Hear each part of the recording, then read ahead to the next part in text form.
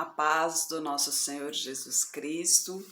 Eu sou Veridiana Costa e estamos aqui hoje para mais um dia de leitura. Antes, eu só queria fazer uma observação. Eu estava reparando que os vídeos no WhatsApp, quando você clica no próprio vídeo, a imagem ela fica pequena, né? Eu já tinha recebido esse comentário, eu até tentei ver como que ficaria maior, não consegui, mas depois eu entendi que quando você clica no link, aí sim você é direcionado ao YouTube e no YouTube a imagem fica maior. Então, ao invés de clicar no vídeo, clica no link que está sendo compartilhado, que você será direcionado ao YouTube e assim a imagem fica maior e fica mais fácil de visualizar. Mas o importante não é a imagem e sim o áudio, pois é a palavra do Senhor que está sendo dita aqui, né? E hoje estamos aqui para mais um dia de leitura. Senhor Deus e Pai, glorificado e exaltado é o teu santo nome. Muito obrigada, Pai, por mais um dia de vida. Agradeço por sua bênção e por sua proteção. Muito obrigada, Senhor, pelos teus livramentos, Pai. Por favor, Senhor, nos abençoe nesta leitura, que cada palavra sua seja ensinamento em nossas mentes e em nossos corações, nos inspire, nos direcione sempre a Ti, em nome de Jesus. E lembrando também que você pode se inscrever no canal, ativar o sininho para receber as notificações, pois todo dia tem um vídeo novo, aliás, toda noite. Comente, compartilhe, né? Curta, é sempre bom interagir com o canal. E se inscrevendo no canal também você ajuda o canal a crescer, pois até onde eu sei o canal atinge o Brasil todo aí, tem alguns comentários, né? Eu recebo notificações de outros estados, né? E quanto mais longe alcançar, melhor é, pois o intuito dos vídeos é exatamente esse, alcançar mais pessoas para conhecer a palavra do Senhor. Estamos lendo o livro de Mateus, né, o Evangelho segundo Mateus, no Novo Testamento.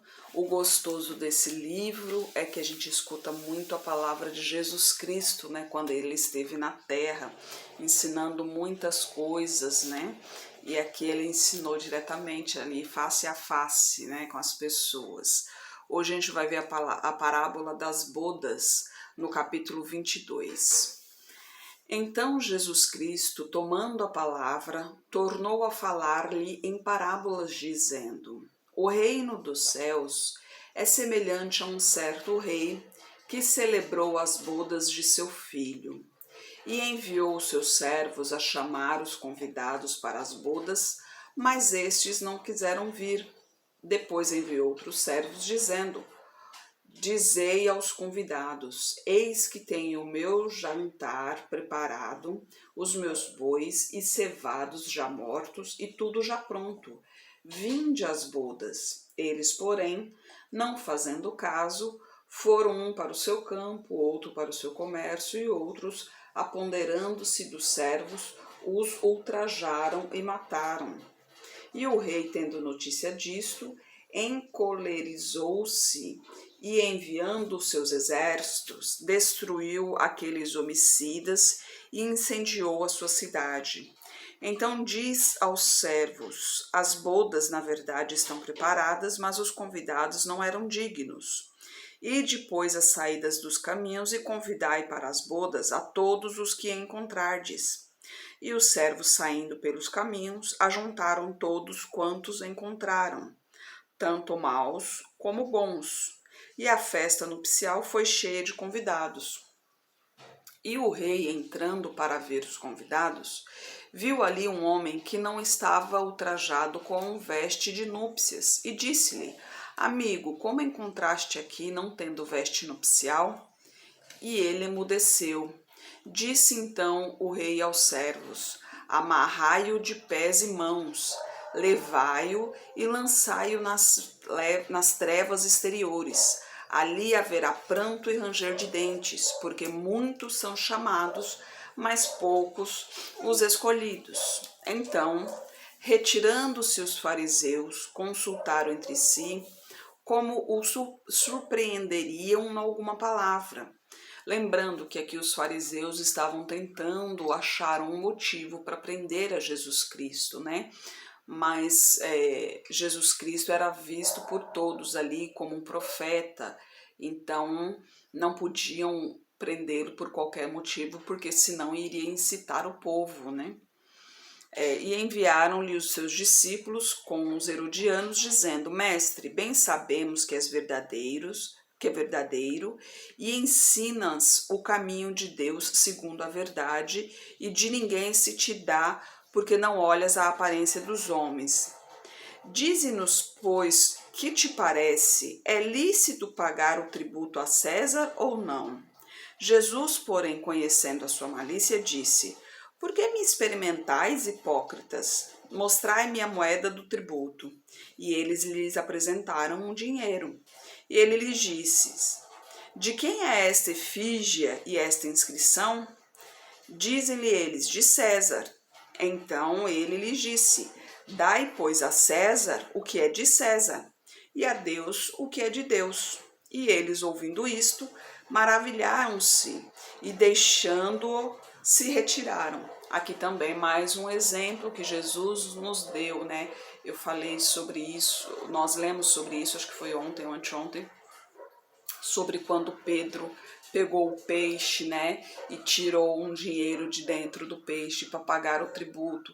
Jesus ali dando o exemplo, né, que na realidade Jesus ali não era necessário pagar o tributo, nem Pedro, mas mesmo assim Jesus pagou o tributo tanto de Pedro quanto o seu, para dar o exemplo. E aqui mais um exemplo de nós também, né? Nós, filhos de Deus, né? Temos que seguir à risca as palavras, temos que seguir à risca as leis dos homens, contanto que não infrijam as leis de Deus, né? Então, não podemos sonegar impostos. E sonegar impostos não é somente o imposto de renda, gente, tenha em mente isso. Sonegar imposto também vem nas coisas em que compramos, em que gastamos. Pense bem, tem muita gente que faz esse negócio de celular, que fica falando à vontade, pagando, às vezes não paga nada, quando paga é uma merrequinha, faz aquela famosa gambiarra.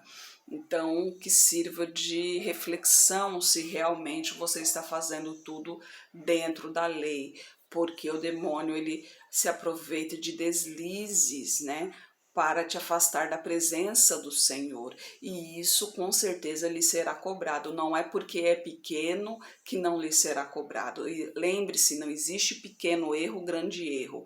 Erro é erro. A palavra de Deus diz: sim é sim e não é não. Não existe meio termo. Então reflita bem no que está certo, no que está errado, para que seja corrigido, né? E a gente continua aqui a partir do versículo 23. No mesmo dia, chegaram junto dele os saduceus que dizem não haver ressurreição, e o interrogaram, dizendo: Mestre, Moisés disse: se morrer alguém não tendo filhos, casará o seu irmão com a mulher dele e dará descendência a seu irmão. Ora, houve entre nós 7 irmãos. O primeiro, tendo casado, morreu, e não tendo descendência, deixou sua mulher a seu irmão. Da mesma sorte o segundo e o terceiro até o sétimo. Por fim, depois de todos, morreu também a mulher. Portanto, na ressurreição, de qual dos 7 será a mulher, visto que todos a possuíram? Jesus, porém, respondendo, disse-lhes: Errais, não conhecendo as Escrituras, nem o poder de Deus. Porque na ressurreição nem casam, nem são dados em casamento, mas serão como anjos de Deus no céu.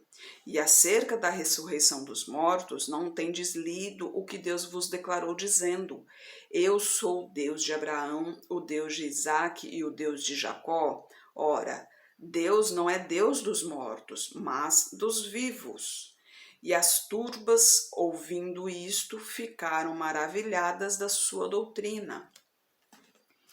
Mais uma vez aqui Deus confirmando que somos seus filhos, né? Se todos nós somos filhos de Deus, obviamente todos nós somos irmãos. Todos nós, que eu digo, aqueles que estão no caminho do Senhor, aqueles que vão para o reino de Deus, né? Os retos, os justos. Se todos são filhos de Deus, obviamente todos são irmãos. Irmãos não se casam e não se dão em casamento, correto? Então, sendo assim, no reino dos céus não haverá casamento, não haverá esse negócio de pai, mãe, filho, irmão. Serão todos irmãos, todos serão filhos de Deus, né?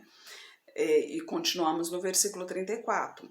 E os fariseus, ouvindo que ele fizera emudecer os saduceus, reuniram-se no mesmo lugar, e um deles, doutor da lei, interrogou-o para o experimentar, dizendo: Mestre, qual é o grande mandamento da lei?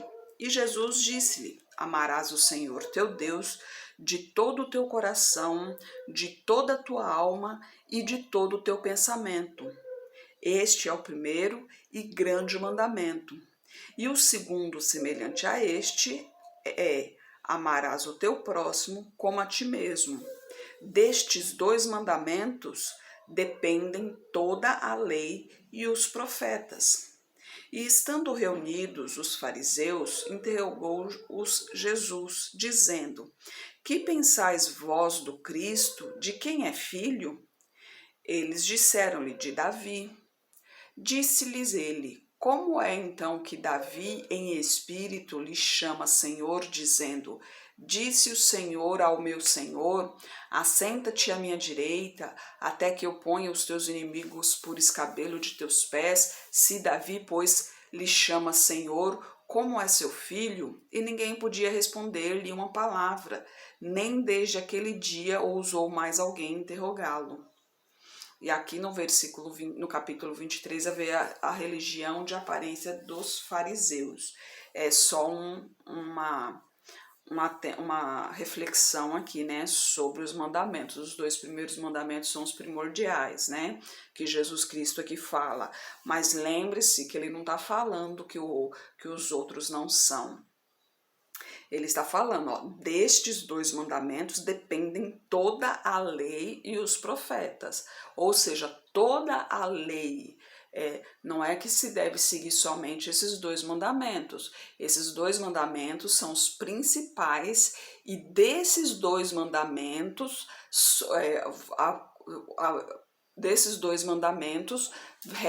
rege os outros mandamentos, as outras leis. Então ainda vem muitas leis por aí. Além dos 8 mandamentos, existem outras leis também.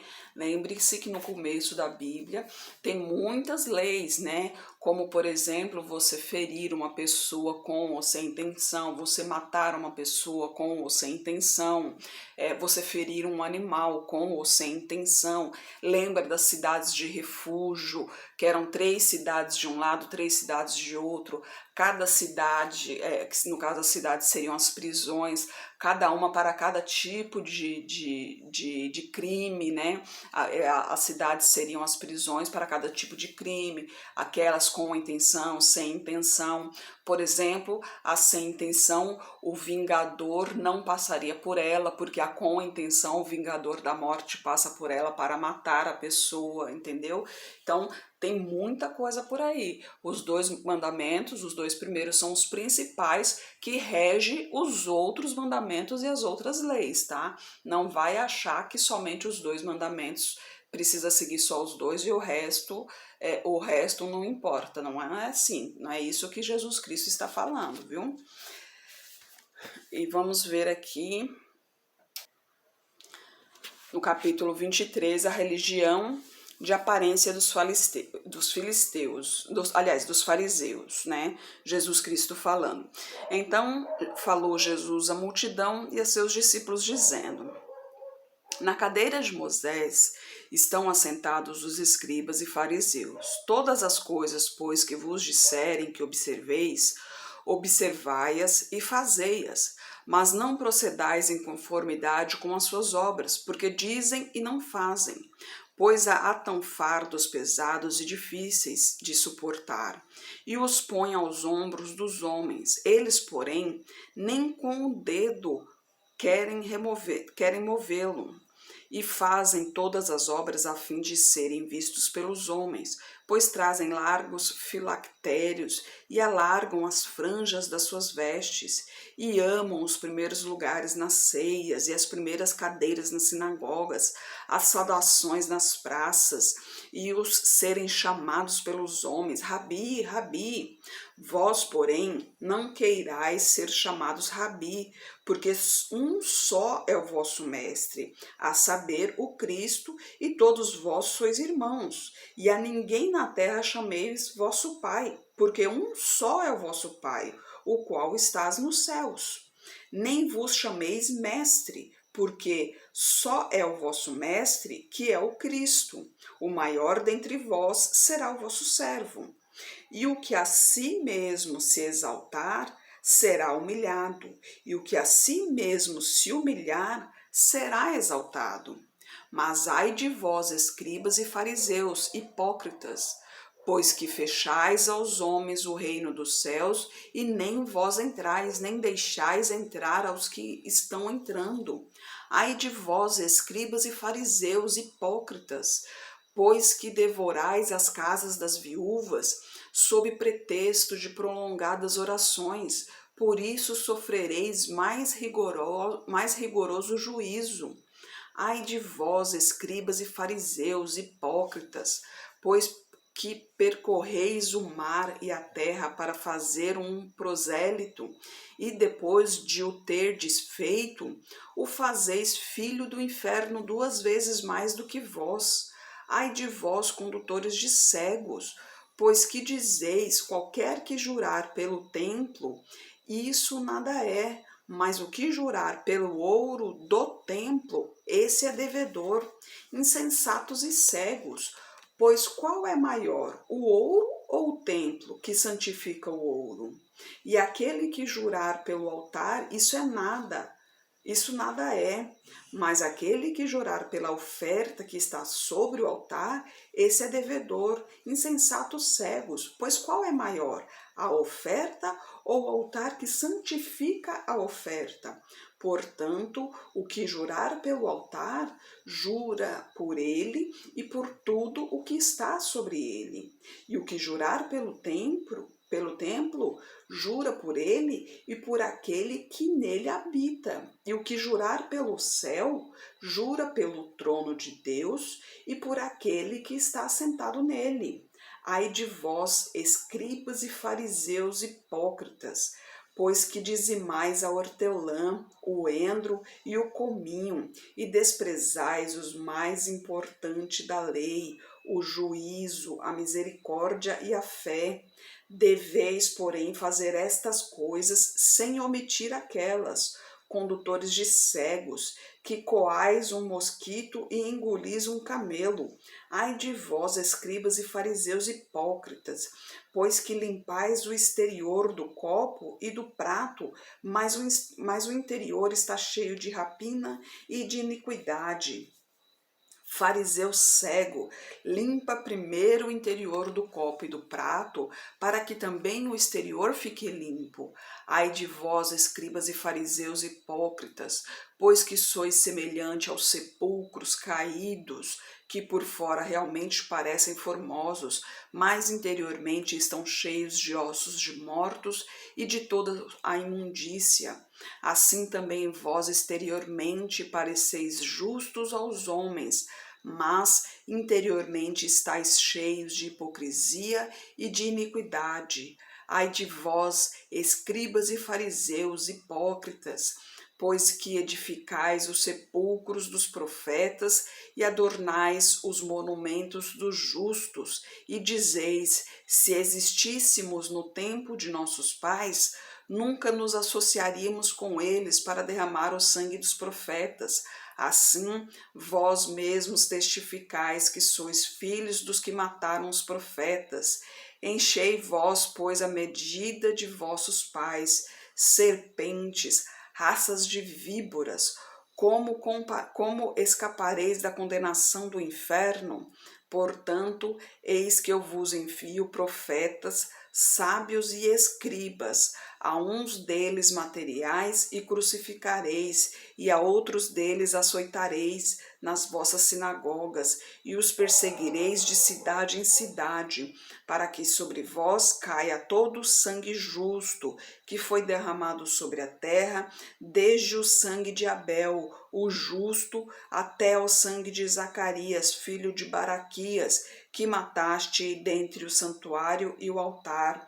Em verdade vos digo que todas estas coisas hão de vir sobre esta geração.